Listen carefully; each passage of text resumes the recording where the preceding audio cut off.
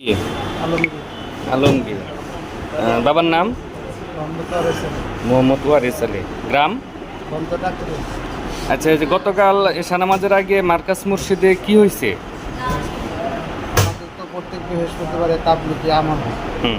আর এই মার্কাজ শুরুর থেকে আমরা আমল করে আসতেছি। এমনকি আমাদের জোরে বলেন। পক্ষ তারাও আসছে আমল করার জন্য। আমরা শান্তির লক্ষ্যে তাদেরকে আমল করার সুযোগ দিচ্ছি।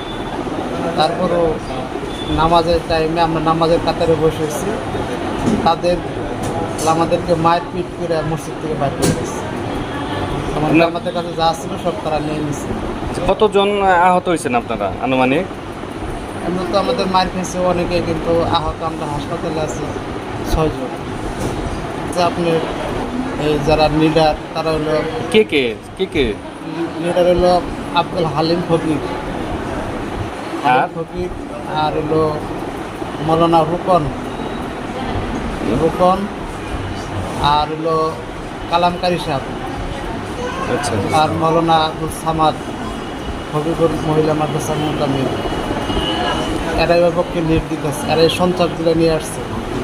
আচ্ছা, প্রশাসনের কাছে দাবি কি আপনাদের? আর হলো মুফতি রফিক সাহেব, এরা হলো লিডার।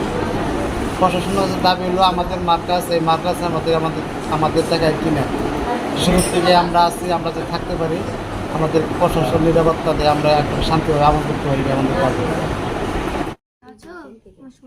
আহতদের দেখতে ধনবাড়ী উপজেলা ও পৌর বিএনপির নেতৃবৃন্দ ধনবাড়ী উপজেলা স্বাস্থ্য কমপ্লেক্সে যান এবং তাদের সঙ্গে কথা বলেন এবং তাদের বিষয় আশয় সকল কিছু তারা শোনেন। কি? আমার নাম জুবাই। জুবাইয়ের। গ্রাম কোনটা? নল্লা গোপাল ভাই। আচ্ছা, এই যে মার্কাজ মসজিদে কি হয়েছিল, আপনি কি এখানে উপস্থিত ছিলেন? মার্কাজ মসজিদে তো আমি এখানে 8 বছর যাবৎ ইমামতি করি, বিনা বিনা পয়সা, আল্লাহর জন্যই, কোনো বিনিময়ে এখান থেকে নেই। তো গতকালকে আমরা মার্কাজে আমাদের আমল ছিল, বৃহস্পতিবার সবগুজারি আমল হয়।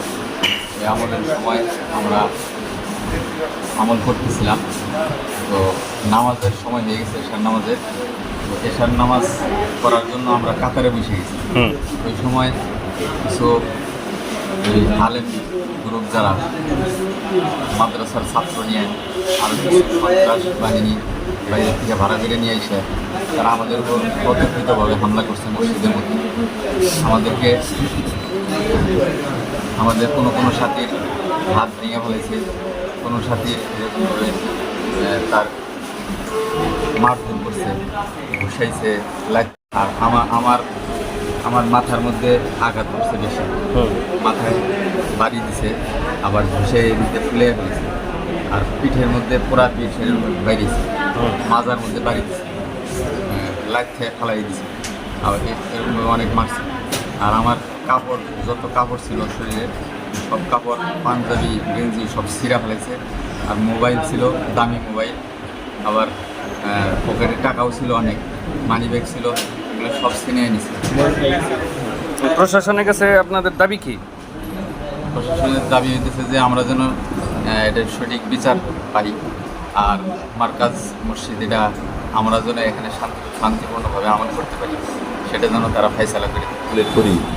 এটা এখানে একটা বৈধ কমিটি আছে, 9 সাল থেকে এই জায়গা কিনে আমরা টিনশেড ঘর করে সেখানে আমরা এই মার্কাজি তাবলিগি কার্যক্রম পরিচালনা করে আসতেছি। সেখানে আমাদের 6 সদস্যের একটা কমিটি আছে সে 9 সাল থেকে। আর এই প্রত্যেকটা একটা করে রেজলিউশনের মাধ্যমে আমাদের এই জমিগুলো করি, 5টা দলিলের মাধ্যমে সাতকলা দলিল হিসাবে করি। আমরা একটা জায়গার 15 ডিসিমেল জায়গা, 1 প্লট পশ্চিম দিকে ছিল, সেইটা আমরা বিক্রি করে আসছি। এখানে একটা জমি কিনতে যায়, শেয়ার জমিটা কিনতে যায়, ওই জমিটা আমরা সুরার সদস্যরা রেজলিউশনের মাধ্যমে ওই জমিটা আমরা বিক্রিও করে আসছি। 16 সাল থেকে আমাদের ব্যাংক হিসাব সোনালী ব্যাংকে এই প্রতিষ্ঠানের নামে, এটা আমরা এই সুরার সদস্য যে 6 জন, তার ভিতরে 2জনে পরিচালনা করতো। একজন মৌলানা মতিউর রহমান সাহেব মারা যাওয়ার পরে সেখানে ব্যাংক পরিচালনা করার জন্য, তারপরে যে তিনিও মারা গেছেন, পরে হাবিবুর ভাইকে আমরা এই ব্যাংক পরিচালক হিসাবে এই হিসাব পরিচালনাকারী হিসাবে তাকে নিয়োগ দিই। তারপরে যে এখন 3 জনে সেটা আমরা পরিচালনা করতেছি। প্রথম দিন যে ঘটনাটা ঘটছিল আমরা জানতে পারছি যে সেনাবাহিনীর লোকজন এসে এটা একটা সমাধান পর্যায়ে করে দিয়েছিল। তো তারপরে যে গতকালকে যে এশা নামাজের আগে যে ঘটনাটা ঘটছে, ওই আগে যে যারা ঘটনা ঘটাইছিল তারাই কি আসছিল? তারাই।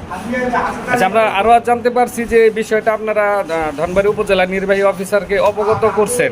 তো নির্বাহী অফিসারের পক্ষ থেকে কি ফয়সালা আসলো? আমরা নির্বাহী অফিসারকে অবগত, মানে গত বৃহস্পতিবার, এর আগের বৃহস্পতিবারে যে ওরা এসে ভাঙচুর করছে, আমাদের সাথীদেরকে মারধর করছে, তো ওই উসরাফখানার ওইখানের বেড়াটারা সেগুলো নষ্ট করছে, ভাঙচুর করছে। আমরা এগুলা ভিডিও ফুটেজ সহ ইউনূর সাহেবের কাছে একটা দরখাস্ত দিছি, থানায় ওসি সাহেবের কাছে একটা দরখাস্ত দিছি, আমাদের সেনাবাহিনীর ভাইদের কাছে একটা দরখাস্ত দিছি। 3 জায়গায় এই ভিডিও ফুটেজ সহ আমাদের দরখাস্ত দেওয়া আছে। এরপরে যে ইউনূ মহোদয় আমাদের উভয় পক্ষের 5 জন করে ডাইকা ফায়সালা দিছে, যে এটা আমার ফায়সালা না, শুধু এটা ডিসি সাহেবের ফায়সালা। আমি আপনাদের শোনাইতেছি যে আপনাদের যার যার জায়গায় আপনারা চলে যান, আপনারা এখানে আছেন, আমাদের বলছে আপনারা এখানে থাকেন, আর ওই ভাইদেরকে বলছে যে আপনারা আপনাদের জায়গায় থাকবেন। যে গতকালকে ঘটনার পরে কি সেনাবাহিনীর সদস্যরা আসছিল? গতকালকে সেনাবাহিনীকে ওই অবহিত করা হয়েছে, ওই মারামারির ওনারা আসছিল, কিন্তু ঘটনার পরে আসছে, মারামারির পরে আসছে। তো গতকালকের ঘটনায় আপনারা, আমাদের কোনো লোক ওইখানে ছিল না।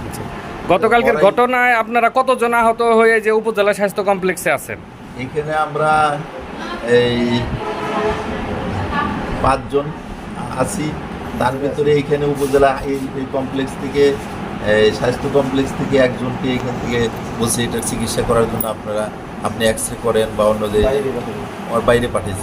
প্রশাসনের কাছে আপনাদের দাবি কি? প্রশাসনের কাছে দাবি হলো আমাদের এই যে এইখানে আমরা যেন শান্তিজনকভাবে এখানে আমল করতে পারি। আর ওরা যে খাম খেলে আমাদের কাছে আসতেছে বা আমাদেরকে যে মারধর করলো বা ভাঙচুর করলো, এগুলার আমরা ন্যায্য বিচার চেয়েছি।